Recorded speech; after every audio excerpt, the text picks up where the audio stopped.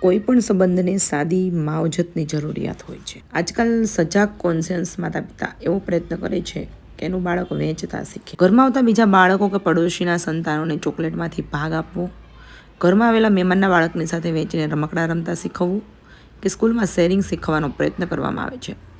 પરંતુ આ બધા પ્રયત્નો છેલ્લે તો ઉપર છેલ્લા અને પોકળ જ હોય છે. બાળકને વેચતા શીખવાનો કે શેરિંગ શીખવાનો પ્રયાસ ગમે એટલી ગંભીરતાથી કરવામાં આવે, પરંતુ એ પ્રયત્ન કરતું નથી અને એક લેવલ સુધી પ્રયત્ન કરી અને માતા પિતા પ્રયત્ન છોડી દેતા હોય એવું પણ બને છે. ઘણા માતા પિતા પોતાના બાળકની હાજરીમાં જેવી વાત કહે છે કે જેનાથી બાળકને લાગે છે કે જે કંઈ કરી રહ્યું છે તે બરાબર છે અથવા વખાણને પાત્ર છે. એવું બોલવામાં આવે છે કે એ નહીં માને, એ બહુ જિદ્દી છે, ધાર્યું જ કરશે. એને ગમે એટલું સમજાવો તો પણ એને ના કરવું હોય ને તો ના જ કરે. એ નહીં ઊંઘે, એ તોડી નાખશે. એ ગુસ્સે થાય એટલે હાથ જ ઉપાડે છે. આ વાત માતા પિતા કદાચ સમજ્યા વિના કહેતા હોય તો પણ બાળક માટે આ એક જાતનું સજેશન કે સૂચન બની જાય છે.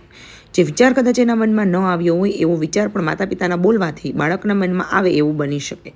આ નેગેટિવ સૂચનાથી બાળકને આવા પ્રકારનું વર્તન કરવાની પ્રેરણા મળે છે અને એને એવું લાગે છે કે એના માતા પિતાની સંમતિ છે એવું એના બાળમાનસમાં ઉતરે છે. એને બદલે જો માતા પિતા પોઝિટિવ સજેશન કરે કે કોઈને મારતો નથી, એ ક્યારેય કશું તોડતો નથી, એ ક્યારેય જીદ કરતો નથી, તો આવા સૂચનોની અસર લાંબા ગાળે ખૂબ જ પોઝિટિવ નીવડતી હોય છે. બસ આ હતા આજના બાળ ઉછેરના વિચારો. લાઈક કરજો, શેર કરજો.